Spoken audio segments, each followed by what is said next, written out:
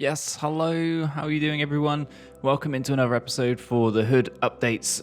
This is going to be based around the changes for 1.4 that are coming up. So these are just ideas that they have and what they want to add to the next update. And a big topic we keep seeing is assassinations.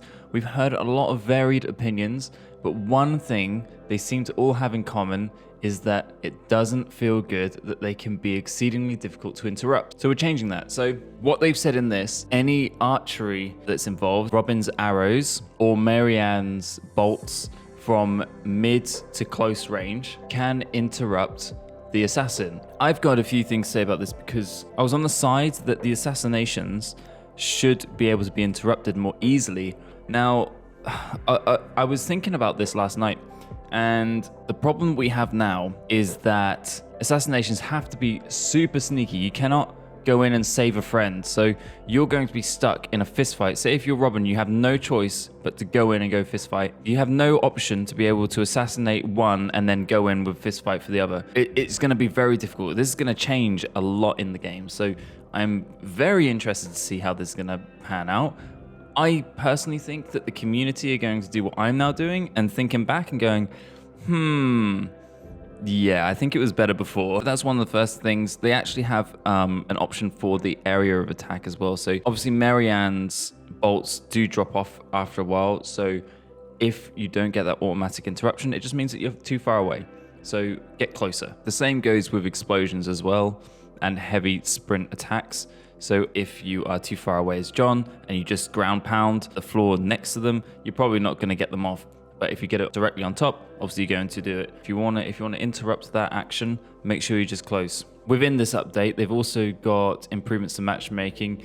Now, what they call improvements to matchmaking is that after a game, you do not go automatically into another game. It'll actually kick you out and put you all into the hideout again automatically, just so that you can change your loadouts if you need to. I mean, to be honest with you, all you have to do is just re-queue, and it takes 2 seconds anyway, so I don't see that as being an issue at all. I'm quite happy with that because sometimes you have some people that are still leveling up with you and they need to go back to the hideout, but they just don't say because they don't feel like they want to be rude. So for those people, yeah, it's going to be a nice addition.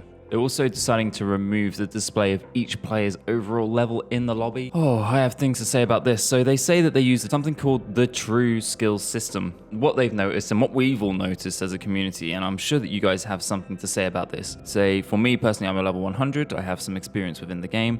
If I get put with a very low Robin or anyone in general, your automatic expectation is that they do not know how to play the game. It's most likely they've probably not even done the tutorial because that's come in play a few times already that I've seen personally. It becomes very much a burden to carry those people, and it sounds horrible, I know it does, and I was one of those people that didn't have any experience, but apparently the true skill system goes off of wins and losses. So if you've gone in and played one game with a bunch of your friends and won, you're going to have 100% win rate, which means that if someone like me has more win rates than the people that do have less, I'm going to be matched up with a very low person who has won game and been carried. And that's where this true skill system, personally in my eyes, does not work. There needs to be a full individual MMR system where it goes off of your actual gameplay, how many times that you've picked up the chest, how many points you've gained, how many kills you have.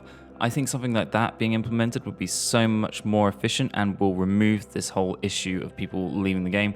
I know that they've now removed the visual levels that are on the lobbies. I think this is going to cause more frustration within the community. I think that when people play and they realize that the person they're playing with is a very low level, it's going to upset a lot of people that have experience. And this is why you get 4 stacks. You get people that go out and they find a team that are very good and they just stick with that one team, which then ultimately lowers the player base as well, because these people aren't going to play unless they have their friends online.